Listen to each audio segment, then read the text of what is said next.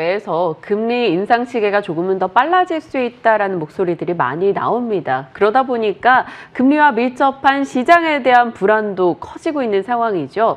하지만 생각보다 6월 들어 증시는 분위기 양호하게 진행이 되고 있습니다. 어떤 시각으로 시장을 바라봐야 되는지, 자산 배분 전략은 어떻게 가져가야 되는지 오늘 좀 특별히 점검하는 시간 마련했습니다. IBK 연금보험 박종현 증권운용부장 모시고 이야기 나눠보겠습니다. 안녕하십니까? 네, 안녕하세요. 네, 다시 뵈서 너무 반갑습니다. 네. 오늘도 또 질문 드릴 게 한가득 있습니다. 미국 10년물 금리는 나름 안정되고 있는데요. 시장에서는 이제 기대 인플레이션이 지속적으로 올라가는 것에 대해서 또 걱정을 하고 있습니다. 기대 인플레라고 하면 결국 미래의 물가잖아요. 네. 미래의 물가가 올라간다라는 게 이게 실물 경제에는 부담이 되는데 또 자산 시장에는 나름의 쏠림 현상, 그래서 또 상승을 기대할 수 있을까? 뭐 여러 가지 고민을 하게 되거든요. 네네. 어찌 판단하세요? 일단은 이제 뭐 금리 말씀을 먼저 주셨으니까 네. 한때 미국채 10년 금리가 한 1.8%까지 이제 급등을 하면서 이른바 긴축의 시계가 빨라지는 거 아니냐. 네. 그래서 이미 이렇게 금리가 빠르게 오르고 있는 거 아니냐 이러면서 이제 주식시장이 한동안 좀 조정을 받았었는데 최근에는 미국채 금리는 좀 안정화되고 있단 말이에요. 말씀하신 것처럼. 근데 사실은 본질은 이 금리 뭐 이런 말이 있잖아요. 이제 손가락이 아니라 손가락이 가리키는 달을 보라는 것처럼 사실 금리는 이제 손가락인 거고 결국 네. 핵심은 달은 뭐냐면 이제 인플레이션이 얼마나 심하냐 안 하냐고. 맞아요. 그동안 우리 주식시장뿐만 아니라 글로벌 증시가 지난해 팬데믹 이후에 가파른 상승세를 이끌었던 가장 큰 원동력은 누가 뭐라 해도 유동성일 거예요. 네. 그렇죠? 각국 중앙은행들이 유동성을 많이 풀어놨기 때문에 그래서 역설적으로 지금은 경제가 좀 좋아지고 있는 상황이니까 중앙은행들이 고민이 시작이 됐죠. 야, 이렇게 경제가 좀 정상화되고 있는데도 불구하고 여전히 극단적인 통화 정책을 유지하게 된다면 이제는 쓸데없이 이제 물가가 올라가는 돈의 가치가 떨어지는 현상들이 이제 심화되지 않겠냐. 네. 그럼 결국은 이제 돈을 흡수할 수밖에 없겠죠. 그러다 보니까 지금 특히 이 위험자산 같은 경우에는 지금 헷갈리는 거예요. 이게 뭐가 좋은 거냐.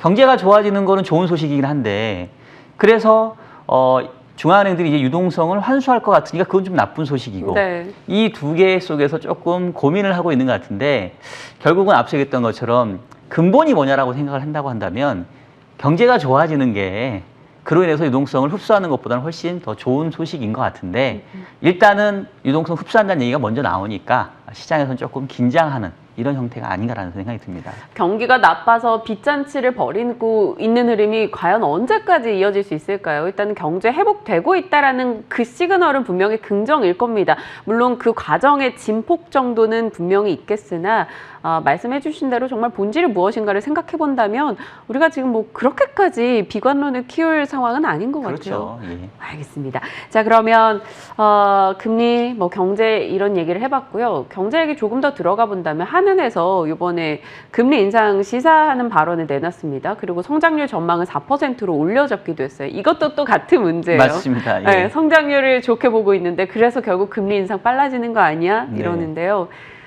미국보다 우리가 금리를 먼저 올릴 가능성도 거론이 돼요. 실질적으로 2010년도에도 먼저 올렸던 적도 있기도 하고요. 맞습니다. 예. 금리 인상 가능성 언제쯤으로 보세요?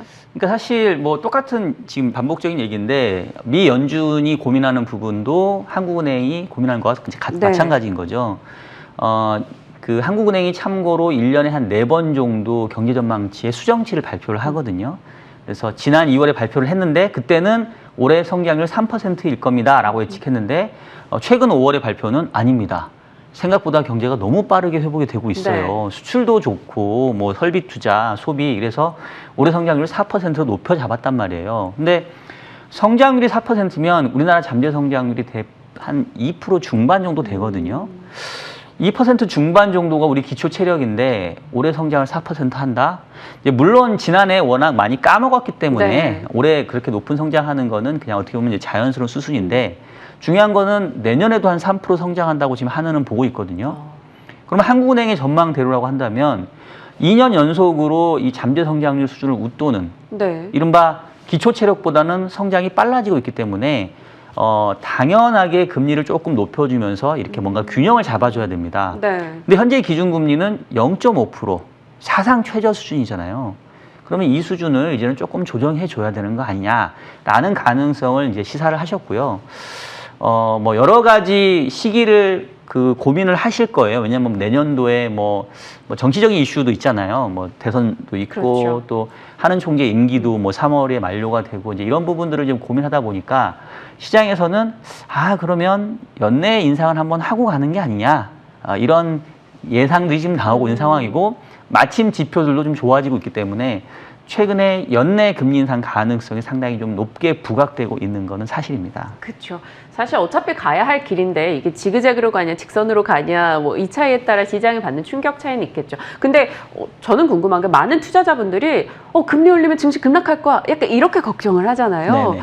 그에 대해서 조금 한마디 조언을 해주실 수 있을까요? 네, 뭐 제가 비슷한 질문 이제 여러 번 받아서 조금 짧게 말씀드리면, 그러니까 여러분 이제 주가라고 하는 건요 크게 두 가지의 축으로 이어집니다. 하나는 기업의 이익이 늘어날 거냐 줄어들 거냐 하는 부분이고, 네. 또 한 가지는 기업의 이익이라는 게 결국 미래에 발생할 이익을 얘기하는 거니까 미래의 이익을 현재 가치로 환산했었을 때 얼마의 값을 쳐줄 거냐, 우리가 그거를 전문적으로는 이제 할인한다라고 얘기를 하거든요. 네.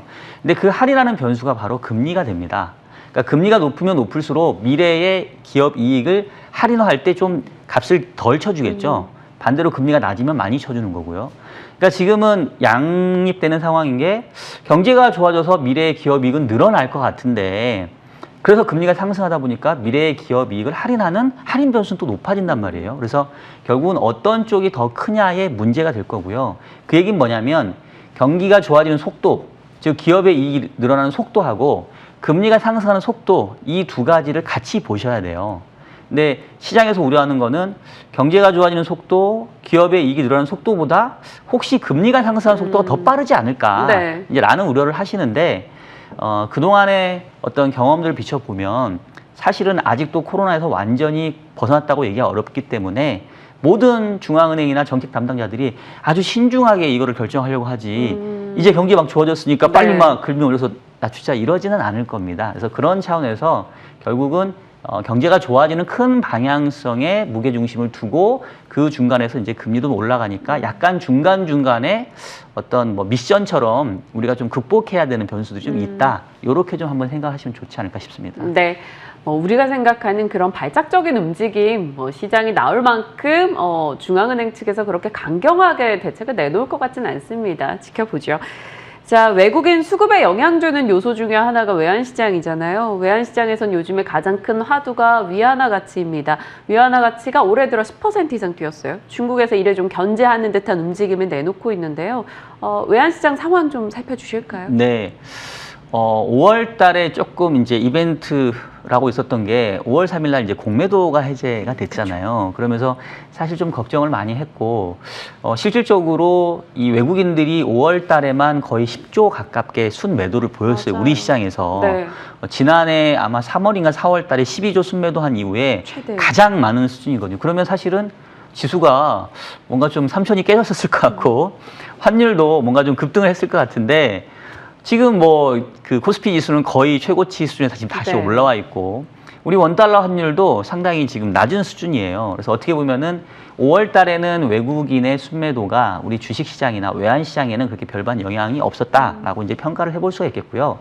이제 왜냐하면 이 주식시장과 외환시장의 어떤 관계가 때로는 무엇이 원인이 되기도 하고 때로는 무엇이 결과가 되기도 하기 때문에 이게 꼭 1대1 관계가 아니거든요. 맞아요. 선후 관계가 명확하지는 않습니다. 어쨌든 상황은 그런데 말씀 주신 것처럼 그 5월 달에는 달러화가 상당히 약세였어요. 달러 인덱스 기준으로 90을 깨고 내려올 정도였고, 뭐 유럽 쪽이 빠르게 회복되다 보니까 이제 유로화가 강세인 부분.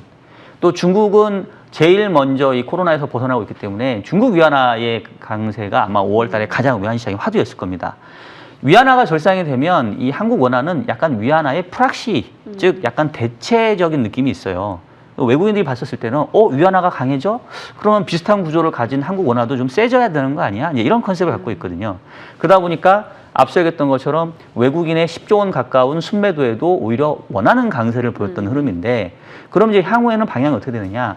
어제 같은 경우가 이제 미국 고용지표 좋게 나오면서 다시 이제 테이퍼링에 대한 우려, 통화 긴축에 대한 우려. 이제 아까 얘기했던 것처럼 성장은 좋아지지만 단기적으로는 긴축이 먼저 아니야? 라는 이제 우려들이 네. 달러화도 다시 조금 강세로 만들었고요. 그로 인해서 이제 우리 환율도 조금 바닥에서 지금 올라오고 있습니다. 그래서 제가 봤을 때는 일방적으로 달러화가 약세, 원화가 강세로 가는 흐름들이 지속되기는 어렵고 역시 이제 어느 정도 수준에서 자리를 잡고 약간 이제 하방 경기성이 생기는 것 같아요. 그러면은 환율이 다시 올라가는, 즉 원화가 약해지면 외국인은 더 팔까요? 이렇게 할 수 있는데 네. 5월에 외국인이 팔았지만 오히려 원화는 강했던 것처럼 사실은 지금은 상관관계가 좀 약해져 있다. 일시적으로 원화가 약세로 가는 부분들 때문에 외국인이 5월달 이상의 순매도를 보일 것 같진 않아서 지금은 조금 그거는 별개의 변수로 봐야 되지 않을까 싶고, 최근 흐름 보면 외국인의 매도세가 일단은 조금은 진정돼가는 모습이어서 그 부분은 일단은 조금 안심해도 되지 않을까 싶습니다. 5월 31일부터 외국인이 매수하고 확연하게 이게 매도가 좀 진정되는 분위기고, 어제장에서 외국인 기관의 동반 매수 반가웠습니다. 그러면 수급으로 곧장 가본다면 외국인의 매도가 조금 진정되는 분위기, 그러면 섹터별로 타격 한번 볼까요? 외국인들이 5월에 많이 파는 과정에서 거의 반도체로만 6조 원을 갖다 팔았습니다. 슈퍼사이클 얘기 계속 나와도 반도체가 못 갔었기도 하고 이런 수급적인 불안 요소도 분명 영향을 줬었는데요. 어떻게 보세요? 반도체 좀 풀리리라 보시는지, 그리고 자동차 산업도 공급 병목 현상 네. 고생했잖아요. 네. 나아질까요, 이제? 죄송한데 일단 저희가 몇 분까지 시간이 있죠, 지금? 지금 한 6분 정도, 6분 정도? 5분 정도 남아있어요. 아직 여유가 있네요. 예. 어제 지금 삼성전자, 하이닉스, 우리나라 대표 반도체 주가가 좀 어제 한 2%대 상승을 했고, 네. 말씀하신 것처럼 이제 외국인이 5월 달에 이제 계속 매도를 보이다가 조금 사면서 이제 투자자들 사이에서는 좀 분위기 바뀌는 거 아니야? 네. 이런 기대감이 살짝 있었어요. 근데 역시 이제 우리나라 주식시장이 뭐 다른 종목들도 물론 중요하지만 대형주가 이끌고 가야 전체 지수가 올라가고 힘을 받으면서 중소형주도 이제 뭔가 이렇게 좀 긍정적인 흐름이 이어지거든요. 네. 그래서 어떻게 보면은 반도체 주식, 자동차, 요 어떻게 보면 투톱이 좀 끌고 나가냐가 중요한데, 사실 5월 달은 자동차는 먼저 좋아지기 시작을 했습니다. 근데 반도체는 좀 별로 안 좋았단 말이에요. 근데 6월 초가 지금 분위기 나쁘진 않은데, 저는 이제 자동차는 조금 개인적으로는 긍정적으로 보고 있어요. 왜냐하면 자동차가 안 좋았던 이유 자체가 약간 차량용 반도체의 공급 부족 때문에 이렇게 뭐 생산 공정이 멈추고 막 이랬잖아요. 네. 근데 얼마 전에 기사를 보면은 그 미국이 최근에 물가가 많이 올랐던 이유가 중고차 가격이 많이 올랐다, 그런 얘기들이 있단 말이에요. 네. 왜냐하면 완성차가 안 나오니까 수요는 있는데 신규차가 없으니까 이제 중고 시장에서 차가 불러만 가도 시동만 켜줘도 뭐 팔리는 이런 상황이란 말이에요. 그 얘기는 뭐냐면 대기 수요가 어마어마하다는 거고, 이 반도체 공급 문제만 좀 해결되면 자동차 쪽은 빠르게 좀 좋아질 수 있는 이런 부분인 것 같고요. 그럼 이제 반도체 섹터는 뭐 어떠냐? 결국은 우리나라 반도체 섹터는 이제 누가 뭐라 해도 삼성전자가 또 이제 메인일 수밖에 없고, 물론 네. 하이닉스 중요하지만, 그리고 결국 우리나라 이 반도체 시장에 어떻게 보면 이제 취약점이라고 하는 게 결국 파운드리라고 할 수 있을 것 같아요. 그러니까 반도체라고 하는 게 크게 보면 뭐 완성품을 생산하는 곳도 있고, 뭐 설계만 해주는 데도 있고, 누구는 이제 생산만 해주는 데가 있고, 누구는 뭐 시험해주는, 이렇게 한 4개의 섹터로 나눠볼 수 네. 있는데, 우리가 잘하는 게 뭐냐면 전체 완성품을 잘 만드는 거거든요. 근데 이제 최근에 반도체 시장을 보게 되면 위탁 생산을 해주는 곳에 어떤 그 수요가 늘어나고 있어요. 파운드리죠. 그렇죠. 네. 대표적인 게 바로 여러분 잘 아시는 대만의 TSMC일 겁니다. 근데 이제 우리 삼성전자나 뭐 하이닉스 같은 경우는 이 위탁 생산인 파운드리에서는 약점을 갖고 있죠. 왜냐하면 반도체의 그 어떤 기업들이 보기에는 어떻게 보면 사실은 좀 경쟁자잖아요. 완성품 반도체도 잘 만드는 삼성전자한테 네. 위탁 생산까지 맡겨? 요거는 조금 뭔가 얘가 너무 독주하면 좀 그러니까 이제 이런 좀 견제감들도 좀 있었던 것 같고, 또 연초에 이 삼성전자의 파운드리 공장이었던 이 오스틴, 텍사스 오스틴에서 뭐 폭설나고 이러면서 공정이 좀 멈췄던 부분, 이제 그래서 결국은 국내에서 반도체 주가가 다시 올라가려면 기존에 잘했던 거 말고 기존에 조금 이제 부진했던 파운드리를 좀 치고 나가는 모습을 보여줘야 되는데, 네. 아직은 그런 모습이 좀 나타나고 있지 않거든요. 그래서 그런 것들이 조금 해결돼가는 기미를 보여야 되는데, 최근 분위기들은 조금씩은 그래도 이 정도면은 어느 정도 쉴 만큼 쉬었고, TSMC가 이 파운드리에서 너무 독주하면 또 전체적인 글로벌 그 참여자들도 그 부분은 또 경계할 거니까 삼성전자나 국내 반도체 기업들에게도 좀 기회가 오지 않을까 이제 이런 얘기가 좀 나오거든요. 네. 그래서 제가 봤을 땐 반도체도 이제는 조금씩 이렇게 우리가 눈여겨볼 시기가 좀 가까이 오고 있는 게 아니냐 이런 생각을 하고 있습니다. 자동차는 먼저 움직였고 반도체도 이제 다가오고 있다. 이렇게 저희 깔끔하게 정리할 수 있을 것 같고요. 저희 1분 남았어요. 근데 제가 준비한 질문은 2개입니다. 자산 배분 전략이냐 아니면 지금 시장에서 선택해야 될 섹터냐인데 저는 섹터로 갈게요. 네. 지금 투자자들에게 필요한 내용이니까 어떤 쪽 섹터에 그래요? 더 관심을 두시나요? 자산 배분 중요한데 일단 오늘 그 신문 기사 일면지 보면은 뭐 리츠 얘기가 막 나왔어요. 네.